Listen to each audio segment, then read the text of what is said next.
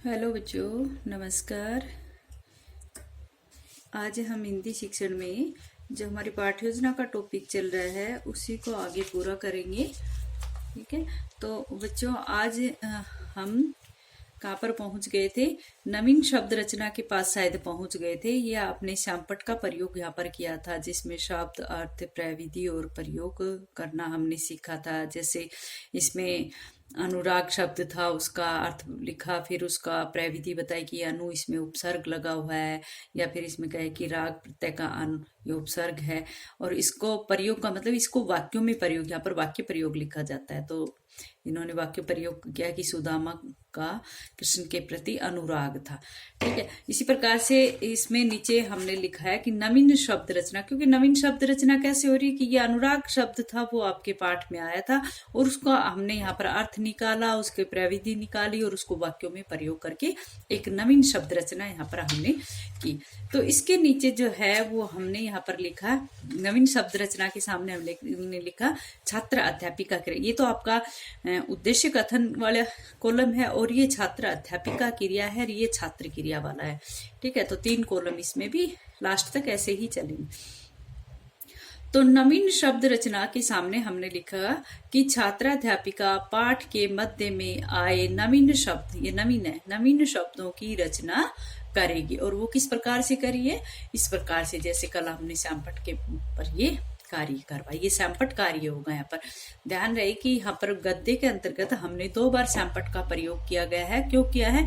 एक बार तो उस टाइम जब बच्चों ने अनुकरण वाचन किया और अनुकरण वाचन में कुछ बच्चों ने अशुद्धियां की, यानी कि उनके वाचन में अशुद्धियां आई, उनको हमने शुद्ध करके ब्लैक बोर्ड पर लिखा।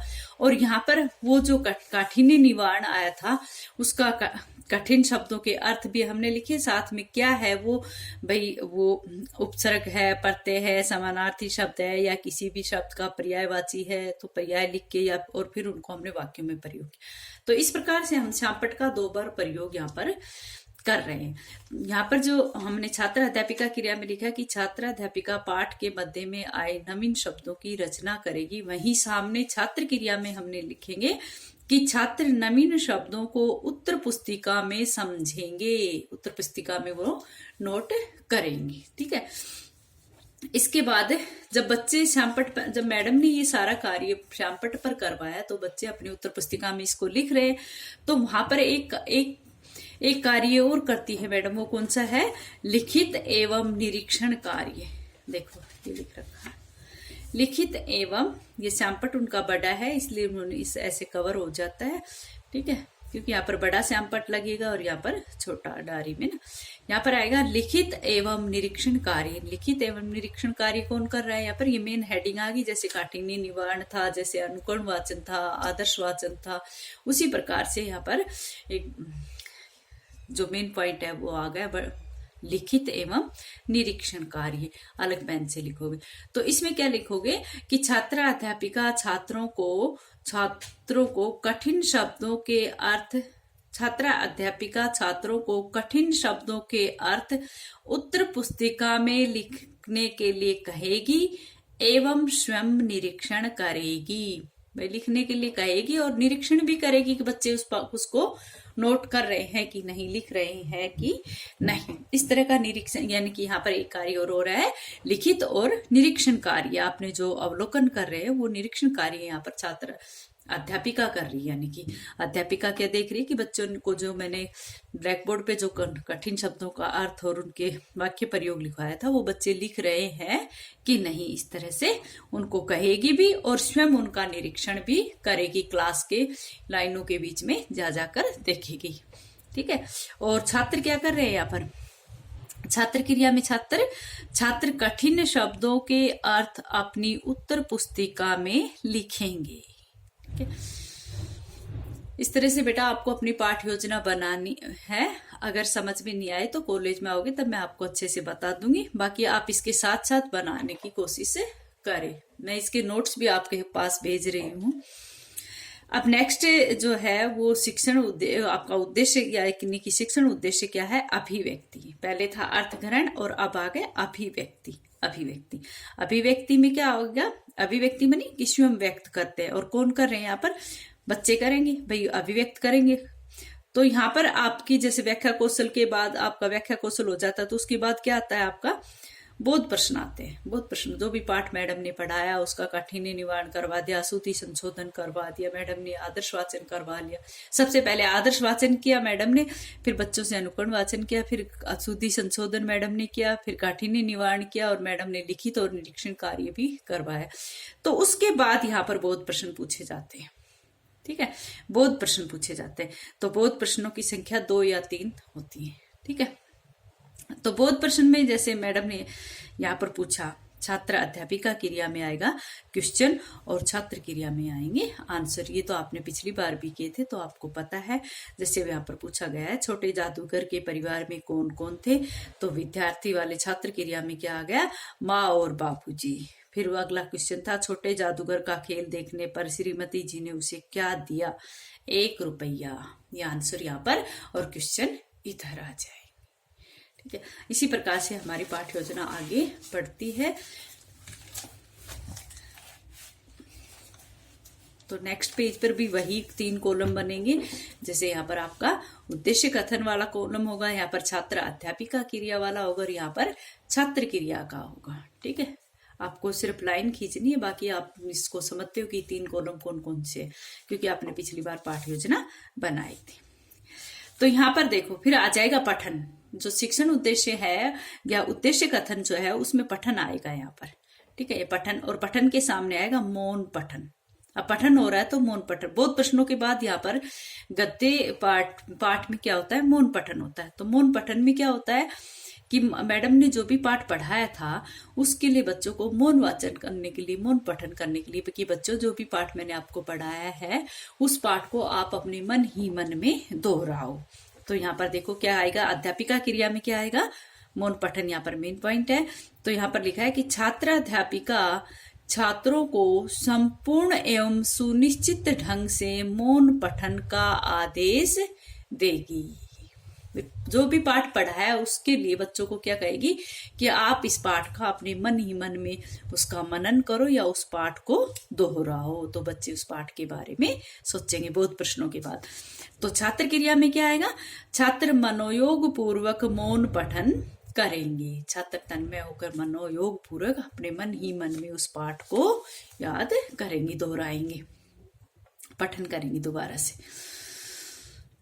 ठीक है, इसके बाद आता है विचार विश्लेषणात्मक प्रश्न। ध्यान रहे कि यहाँ पर बोध प्रश्नों के बाद विचार विश्लेषणात्मक प्रश्न आते हैं। विचार विश्लेषणात्मक का अर्थ क्या होता है कि बच्चे सोच विचार कर उसका उत्तर देंगे। विचार विश्लेषणात्मक प्रश्न वो होते हैं कि जैसे कह देते हैं कि अपने शब्दों में इसकी व्याख्या करो या अपने शब्दों में इसको समझाइए, इस पाठ से आपको क्या शिक्षा मिली, इस तरह की बातें आती है। लेकिन यहाँ पर हमने जो विचार विश्लेषणात्मक में भी वही ऑब्जेक्टिव 3-4 क्वेश्चन हमने पूछे हैं। ठीक है, तो ये कम से कम ये भी 3 क्वेश्चन होते हैं। ठीक है, तो विचार विश्लेषणात्मक प्रश्न के सामने क्या आएगा कि पाठ में निहित मुख्य विचारों का विश्लेषण। विचार विश्लेषण करके बच्चे आंसर देंगे। तो इसका मतलब क्या है, इसका उद्देश्य क्या होगा कि पाठ में निहित मुख्य विचारों का विश्लेषण, मुख्य विचारों का विश्लेषण। और अब उनमें से 3 क्वेश्चन विचारात्मक क्वेश्चन लेकर आप किसी भी प्रकार के क्वेश्चन लेकर यहाँ पर पूछ सकते हो और बच्चे उसका आंसर देंगे। तो यहाँ पर आपके 3 क्वेश्चन होंगे और यहाँ पर आपके 3 आंसर होंगे छात्र क्रिया। ठीक है, अब आ जाओ लास्ट, यहाँ पर आएगा मूल्यांकन प्रश्न। बोध प्रश्नों के बाद विचार विश्लेषणात्मक प्रश्न आए और अब लास्ट में आ गए मूल्यांकन प्रश्न। मूल्यांकन प्रश्न जो है वो आपको लपेट फलक पर करने हैं। ये 4 से 5 क्वेश्चन होंगे। ध्यान रहे, मूल्यांकन प्रश्न जो है वो आपको लपेट फलक पर बनाने होते हैं। गृह कार्य और मूल्यांकन प्रश्न जो है वो आपको लपेट फलक पर, यानी कि ब्लैक वाले जो रोलर ब्लैक बोर्ड ले जाते हो उसके ऊपर आपको बनाने हैं 5 क्वेश्चन। उसमें कौन कौन से क्वेश्चन होते हैं ये भी समझ लो, उसी पाठ से संबंधित होते हैं। ये विचार विश्लेषणात्मक क्वेश्चन भी वही होते हैं, उसी पाठ से संबंधित, बोध प्रश्न भी उसी पर, और ये जो मूल्यांकन प्रश्न है वो भी उसी। तो इसमें ऑब्जेक्टिव क्वेश्चन होते हैं।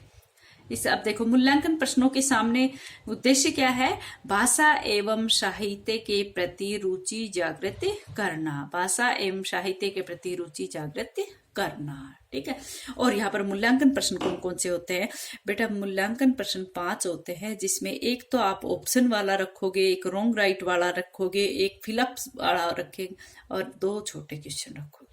ठीक है, ध्यान रहे पहला कौन सा है आपका? ऑप्शन वाला। जैसे छोटे जादूगर के पिता उन दिनों थे शहर में, जेल में, कार्निवाल में, खेत में। तो यहाँ पर क्या कह गए गए एबेसेदे बोलते हैं, वो वाले क्वेश्चन है। तो इसमें ख वाला सही था कि जेल में। ठीक है, तो छात्र क्रिया में यहाँ पर क्या आ जाएगा? आंसर। और छात्र अध्यापिका क्रिया में यहाँ पर क्वेश्चन आ जाता। नेक्स्ट क्वेश्चन था, छोटा जादूगर अपनी माँ के लिए ले जाना चाहता था क्या? उपहार, धन, साड़ी, क्या ये? पत्थे। पत्थे मैंने रास्ते में खाया जाने वाला भोजन, पत्थे। ठीक है, तो ये आएगा पत्थे। ठीक, अब नेक्स्ट क्वेश्चन क्या है?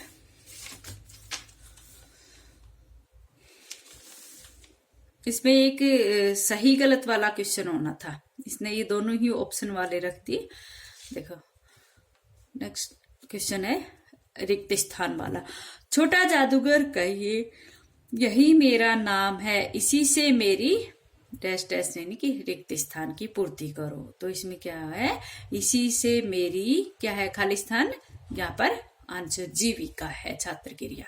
ठीक है, अगला क्वेश्चन है, अगला प्रश्न है, छोटा जादूगर किसे कहा गया है? तो ये एक या दो शब्दों में आने वाले उत्तर होने चाहिए। जैसे छोटा जादूगर किसे कहा गया है? 13-14 साल के लड़के को। नेक्स्ट क्वेश्चन है, छोटे जादूगर ने कितने खिलौनों पर गेंद निशाना लगाया है? 12। ये थे आपके मूल्यांकन प्रश्न। 5 से कम नहीं होने चाहिए। आपको इसको लपेट फलक के ऊपर लिख के लाना है। जब प्रेजेंट करोगे तो ब्लैक बोर्ड के सामने आप उस लपेट फलक को टांग कर उसके अंदर आप पूछोगे। और लास्ट कार्य है लिखित अभिव्यक्ति यानी कि गृह कार्य। गृह कार्य तो आप हमेशा ही देते हो, इसको आप यहाँ से बंद भी करके, और यहाँ पर लिखित अभिव्यक्ति आपका उद्देश्य रहेगा, लिखित अभिव्यक्ति।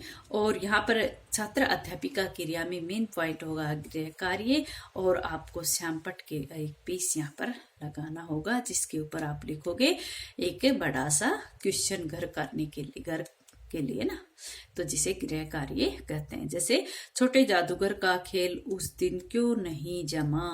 इसका उत्तर बच्चों को, छात्र गृह कार्य को उत्तर पुस्तिका में लिखेंगे। नेक्स्ट डे के लिए ऐसा कार्य करके कल के लिए आप बच्चों को बोल देंगे। और इसके साथ ही आपकी ये पाठ योजना कंप्लीट हो जाएगी। ये आपका 40 से 50 मिनट के 45 मिनट का जो पाठ योजना है वो इस प्रकार से कंप्लीट हो जाएगा। और लास्ट में आप यहाँ पर पर्यवेक्षक टिप्पणी और पर्यवेक्षक हस्ताक्षर लिखोगे। अच्छा बच्चों, आज इतना ही।